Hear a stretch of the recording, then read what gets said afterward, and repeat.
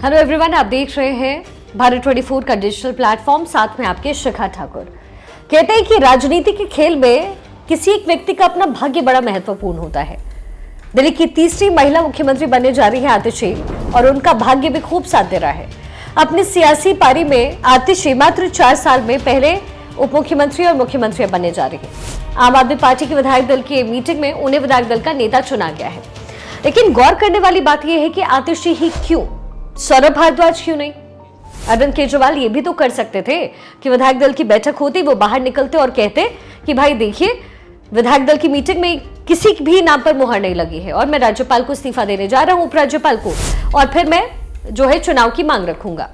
लेकिन ऐसा हुआ नहीं, आतिशी को चुना गया। इसके पीछे रणनीति क्या है? पहले कहा जा रहा था कि अरविंद केजरीवाल अपनी पत्नी सुनीता केजरीवाल को जो है मुख्यमंत्री बना सकते हैं, लेकिन फिर आतिशी का नाम क्यों? क्या कुछ मेजर वजह है? लेकिन सवाल यह है कि क्या आम आदमी पार्टी में कोई और चेहरा नहीं था? तो चलिए आपको बताते हैं कि आखिर आतिशी को क्यों मुख्यमंत्री बनाया और केजरीवाल ने इससे सियासत का कौन सा सिरा साधा। पहला रीजन है, आतिशी केजरीवाल की भरोसेमंद है, ये हम सब जानते हैं, और ये केजरीवाल के विश्वास का नतीजा है कि वो दिल्ली की तीसरी महिला मुख्यमंत्री बनने जा रही है। केजरीवाल को आतिशी पर कितना विश्वास है, इसका अंदाजा आप इस बात से लगाइए कि उन्होंने आतिशी को 13 अहम विभाग दिए थे।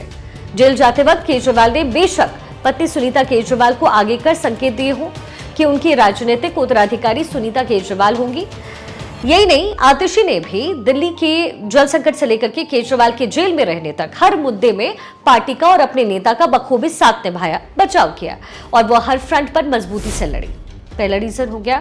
दूसरी वजह है परिवारवाद, क्योंकि कहीं ना कहीं वो सुनीता केजरीवाल को कमान अगर सौंपते तो परिवारवाद का आरोप लगना उन पर तय था। भ्रष्टाचार का आरोप एक तरफ है और दूसरा परिवारवाद का भी लगता। अलग अलग तरह की राजनीति करने की उम्मीद केजरीवाल ने जताई, और अगर ऐसे में अपनी पत्नी को नेता बनाते तो उन पर लालू यादव जैसे परिवारवाद की राजनीति की राह पर चलने का टैग लगता है ना।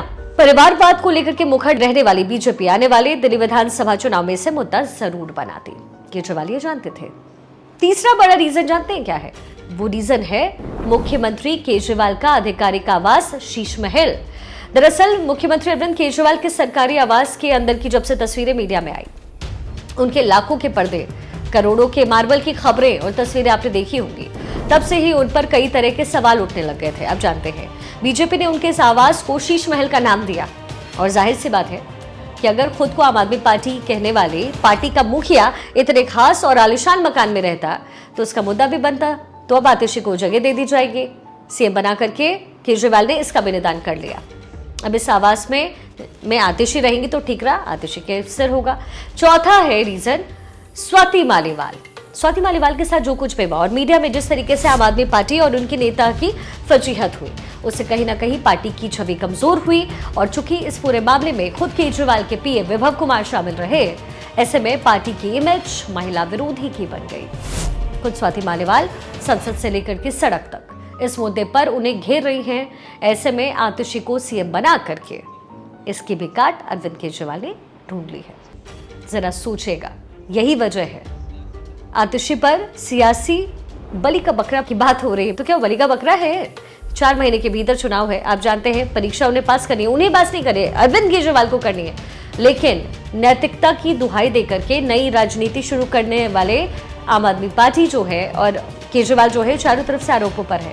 शीर्ष नेता भ्रष्टाचार के आरोप पे जेल में है, कई लोग अभी भी जेल में हैं। यानी आम आदमी पार्टी अपने गठन के बाद से पहली बार न सिर्फ बुरे दौर का सामना कर रही है, बल्कि जनता की पसंद के रूप में भी एक डाउनफॉल पर है।